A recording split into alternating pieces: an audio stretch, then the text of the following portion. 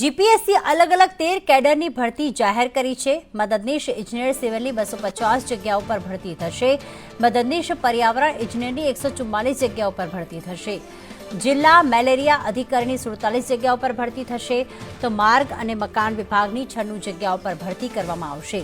હિરણ અમારી સાથે જોડાઈ ગયા છે। હિરણ, ક્યારે ઉમેદવારી પત્રો ભરી શકાશે અને કયા કેડર માટે કેટલી ભરતી જાહેર કરવામાં આવી? તો આજે એટલે કે 14 નવેમ્બર બપોરે 1 વાગ્યાથી 30 નવેમ્બર સુધી એટલે કે 15 દિવસ સુધી આ ઉમેદવારી પત્રો ઓનલાઈન ભરવાના રહેશે।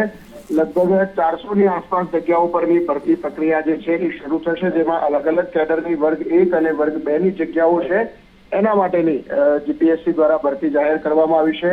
સૌથી વધુ જગ્યાઓ જે છે એ મદદનીશ ઇજનેર જળસંપત્તિ વિભાગની છે, સિવિલ વિભાગની 250 જગ્યા, મદદનીશ પર્યાવરણ ઇજનેર જીપીસીબીની 144 જગ્યાઓ પરની જાહેરાત છે। આ ઉપરાંત જિલ્લા મેલેરિયા અધિકારી વર્ગ 2 ની એટલે કે આરોગ્ય વિભાગની 47 જગ્યાઓ છે।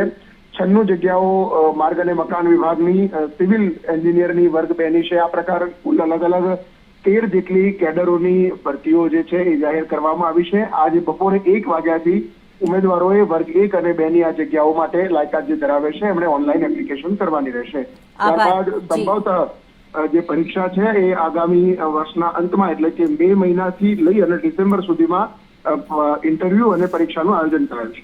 બિલકુલ, આભાર હિરેન તમામ વિગતો માટે।